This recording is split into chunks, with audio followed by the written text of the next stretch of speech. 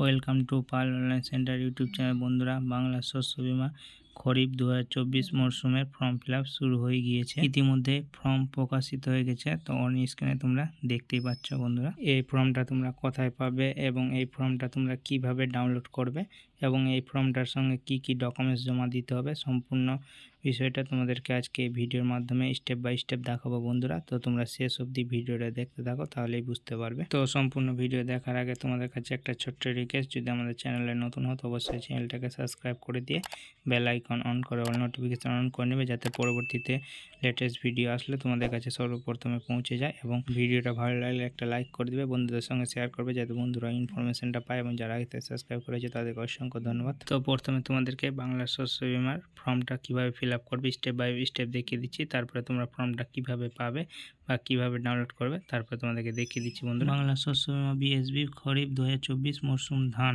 তারপরে এখানে বলছে মধ্যান্তকারীর বিবরণ। এখানে কিছু দিতে হবে না বন্ধুরা, কৃষকের নাম। তো তোমরা এখানে কৃষকের নামটা দিয়ে দেবে, বাংলা দিতে পারো বা ইংলিশেও তোমরা এখানে লিখতে পারো। বন্ধুরা, তো যার বিমা করবে বন্ধুরা তার নামটা এখানটাতে লিখে দিবে, বাংলা বা ইংরেজিতে যে কোনোটাতে। তারপরে শূন্যস্থানটিতে পিতা মাতা বা স্বামী বা অভিভাবকের নাম। তো যে কৃষকের নামটা লিখলে তার এখানে পিতা মাতা বা স্বামী বা অভিভাবকের নামটা লিখে দিবে। তো যার নাম লিখবে তার ঘরে টিক মেরে দিবে, পিতা মাতা স্বামী বা অভিভাবকের নাম যারই নাম লিখবে তার ঘরে টিক মেরে দিবে। বন্ধুরা, তারপরে বলছে এখানে বয়স, যে কৃষকটি আবেদন করছে তার এখানে বয়সটা দিতে হবে। বন্ধুরা, তারপরে বলছে লিঙ্গ, পুরুষ স্ত্রী না অন্যান্য। পুরুষ হলে পুরুষের ঘরে টিক মেরে দিবে, স্ত্রী হলে স্ত্রী ঘরে মেরে দিবে ঠিক, আর অন্যান্য হলে অন্যান্য ঘরে টিক মেরে দিবে। তারপরে দিয়ে দেওয়ার পর এখানে বলছে ভোটার কার্ড এপিক নাম্বার আবশ্যিক, মানে যে কৃষকের অ্যাপ্লিকেশন করছে তার ভোটার কার্ড দিয়ে দিবে। তারপরে বলছে জাতি, জেনারেল হলে ক্লিক করবে, তারপরে তপশিলি জাতি, তপশিলি উপজাতি, ওবিসি যে কাস্ট হবে সেটার ঘর তোমরা টিক দিয়ে দেবে। বন্ধুরা, তারপরে এখানে বলছে মোবাইল নাম্বার, তো এখানে মোবাইল নাম্বার দিয়ে দেবে।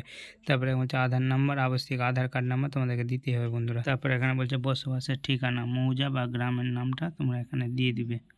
তারপরে এখানে বলছে গ্রাম পঞ্চায়েত, গ্রাম পঞ্চায়েত নাম দিয়ে দেবে। তারপর ব্লক, কোন ব্লকের আন্ডারে সেটা দিয়ে দেবে। তারপর জেলা, জেলার নাম দিয়ে দেবে। বন্ধুরা, তারপরে বলছে এখানে কেসিসি আছে কিনা, মানে কিষাণ ক্রেডিট কার্ড, যদি থাকে তো হ্যাঁ দিয়ে দিবে, আর যদি না থাকে তাহলে এখানে নাই দিয়ে দিবে। বন্ধুরা, তারপরে এখানে বলছে কৃষক বন্ধু আইডি। তো তোমাদের কৃষক বন্ধু প্রকল্পে যদি নাম নথিভুক্ত করা থাকে তাহলে কৃষক বন্ধু প্রকল্পে গিয়ে স্ট্যাটাসটা চেক করে যেটা কেবি আইডি আসবে সেই আইডিটা তোমাদেরকে এখানে দিয়ে দিতে হবে।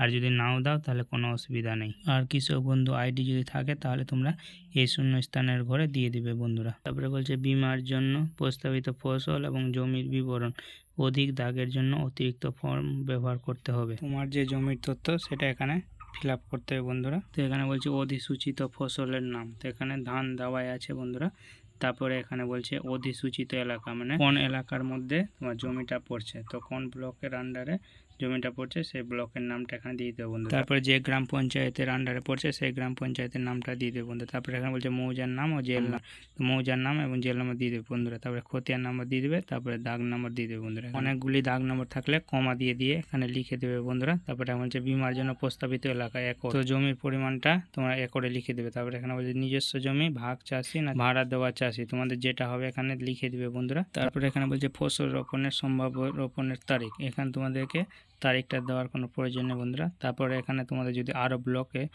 আরও গ্রাম পঞ্চায়েতে যদি জমি থাকে তাহলে তোমরা এখানে লিখে দেবে। বন্ধুরা, একটা একটা করে। এবং তোমাদের যদি আরও দাগ নম্বর থাকে একটা মৌজাতে 7টা 8টা, তাহলে তোমাদেরকে অতটা দাগ নম্বর দেওয়ার কোনো প্রয়োজন নেই, কারণ এখানে অতটি দাগ নম্বর তো ধরানো যাবে না, তাই এখানে লেখার কোনো প্রয়োজন নেই।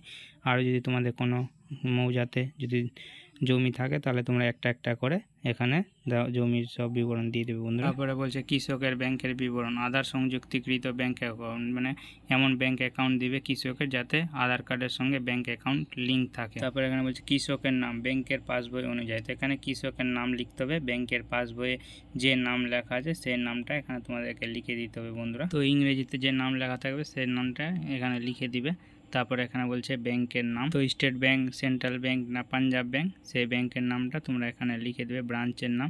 তো যে ব্যাংকটা আছে সেই ব্যাংকের ব্রাঞ্চটা কোথায় সেটা নাম লিখে দেবে। তারপরে অ্যাকাউন্ট নাম্বার লিখে দেবে বন্ধুরা। তারপরে এখানে আইপিসি কোড, তো ব্যাংকের প্রথম পাতায় আইপিসি কোডটা লেখা আছে, সেই আইপিসি কোডটা এখানে লিখে দেবে বন্ধুরা। তারপরে অ্যাকাউন্টের ধরন, সেভিংস অ্যাকাউন্ট, কারেন্ট অ্যাকাউন্ট না কেসিসি অ্যাকাউন্ট, তো বেশিরভাগ ক্ষেত্রেই সেভিংস অ্যাকাউন্ট হয়, তাই এখানে সেভিংস লিখে দেবে বন্ধুরা। তারপরে নিচে চলে আসবে বন্ধুরা, এখানে বলছে কৃষকের সই বা টিপ ছাপ, যদি সই করতে পারে কৃষক তো সই করবে, না তো এখানে টিপ দিয়ে দেবে বন্ধুরা। তারপরে এখানে বলছে সাক্ষীর সই, তো এখানে সাক্ষীর সই দিলেও হবে, না দিলেও কোনো অসুবিধা নেই। তারপরে এখানে বলছে এরিয়া শো সার্টিফিকেট, তো এখানে তোমাদেরকে কোনো কিছু দেওয়ার প্রয়োজন নেই বন্ধুরা।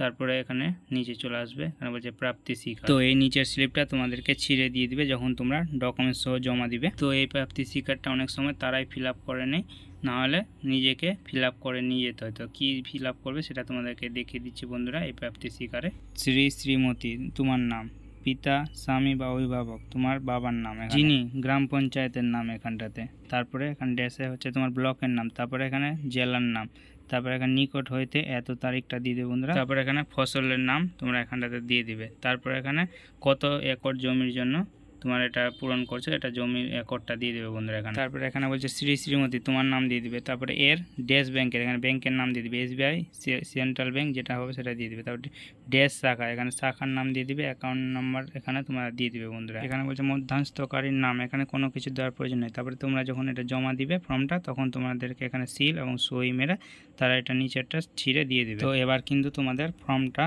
ফিল আপ হয়ে গেল। তো এই ফর্মটার সঙ্গে তোমাদেরকে কি কি ডকুমেন্টস জমা দিতে হবে এবার তোমাদেরকে দেখিয়ে দিচ্ছি বন্ধু। তো এখানে বলছে কৃষকদের দাখিলযোগ্য নথি, তো এখানে কি কি নথি জমা দিবে সেটাই বলছে। এখানে বলছে কেওয়াইসি নথি, ভোটার আইডি কার্ড এবং আধার কার্ড, তো তোমাদেরকে ভোটার কার্ড এবং আধার কার্ডের জেরক্স দিতে হবে। তো জেরক্সের নিচে অবশ্যই কৃষকের এখানে সই করতে হবে, যদি সই না জানো তাহলে টিপ সই দিতে হবে। নম্বর বলছে পাসবইয়ের কপি সমেত ব্যাংক অ্যাকাউন্ট নম্বর, তো যেখানে ব্যাংক অ্যাকাউন্ট নাম্বার লেখা থাকবে সেই পেজটা তোমাদেরকে জেরক্স করে তার নিচে তোমাদেরকে সই বা টিপ সই দিতে হবে। তারপরে এখানে বলছে খতিয়ান পর্চা বা পাট্টা বা দলিলের জেরক্স তোমাদেরকে দিতে হবে নিজস্ব জমি থাকলে। ভাগ চাষিদের ক্ষেত্রে নিজের নামে জমি না থাকলে জমিতে চাষের অধিকার শংসাপত্র দিতে হবে, তো তোমাদেরকে পর্চা বা দলিলের জেরক্স দিতে হবে। তারপর বলছে স্বকৃষি অধিকর্তা ফসল রোপণের শংসাপত্র, এটা তোমাদেরকে না দিলেও কোনো অসুবিধা নেই, দিতে হবে না। তো এই ফর্মের সঙ্গে এই ডকুমেন্টসগুলো তোমাদেরকে জমা দিতে হবে। তো বেশি কিছু তোমাদের দরকার নেই, আধার কার্ড, ভোটার কার্ড, ব্যাংকের পাসবই এবং পর্চা বা দলিল তোমাদেরকে এই ফর্মের সঙ্গে জমা দিতে হবে। তো এবার এই ফর্মটা তোমরা কোথায় জমা দিবে, তো তোমাদের পঞ্চায়েতে তোমাদের ক্যাম্প হবে, সেই ক্যাম্পে তোমরা জমা দিতে পারবে, বা তোমাদের কৃষি যে অফিস আছে সেই কৃষি অফিসে গিয়ে এই ফর্মটা সহ তোমাদের ডকুমেন্টস জমা দিতে হবে। তো এবার হচ্ছে এই ফর্মটা তোমরা কোথায় পাবে, এই ফর্মটা তোমরা কৃষি অফিসে গিয়েও পাবে, বা তোমরা অনলাইন থেকে এই ফর্মটা ডাউনলোড করতে পারবে। তো কীভাবে ডাউনলোড করবে, তো তোমাদেরকে সর্বপ্রথমে এই অফিসিয়াল ওয়েবসাইটে চলে আসতে হবে, মাটির কথা অফিসিয়াল ওয়েবসাইটে। আসার পর এখানে দেখতে পাচ্ছি বাংলার শস্য বীমা, এখানে ক্লিক করবে। এখানে ক্লিক করার সঙ্গে সঙ্গে দেখতে পাচ্ছে এখানে পরে স্টেপ চলেছে application form of kharif 2024 paddy এল মাজা, এখানে ক্লিক করবে, তোমাদের ফর্মটা ডাউনলোড হয়ে যাবে বন্ধুরা। তো তোমাদেরকে একটা কথা বলে রাখি, এই ফর্মটা ডাউনলোড করে জমা দেওয়ার চাইতে তোমাদের অঞ্চলে ক্যাম্প হবে, সেই ক্যাম্প থেকে এই ফর্মটা তোমরা নিয়ে নিবে বিনা পয়সায়, কোনো মূল্য দিতে হবে না। তো এই ফর্মটা ডাউনলোড করে প্রিন্ট আউট করতে হবে, তো তোমাদের খরচা আছে, তাই তোমাদেরকে বলবো যে তোমরা তোমাদের ক্যাম্প থেকে ফর্মটা নিয়ে তোমরা জমা দিয়ে দিবে। তো তোমাদেরকে আজকে এইটুকুই ইনফরমেশান দেওয়ার ছিল যে বাংলা শস্য বীমা তোমরা কীভাবে ফর্মটা ফিল আপ করবে। তো তোমাদেরকে ভিডিও দেখিয়ে দিলাম বন্ধুরা। তো তোমাদের কেমন লাগলো, যদি ভালো লাগে একটা লাইক করে দিবে এবং তোমাদের শেষ অবধি ভিডিও দেখার জন্য অসংখ্য ধন্যবাদ।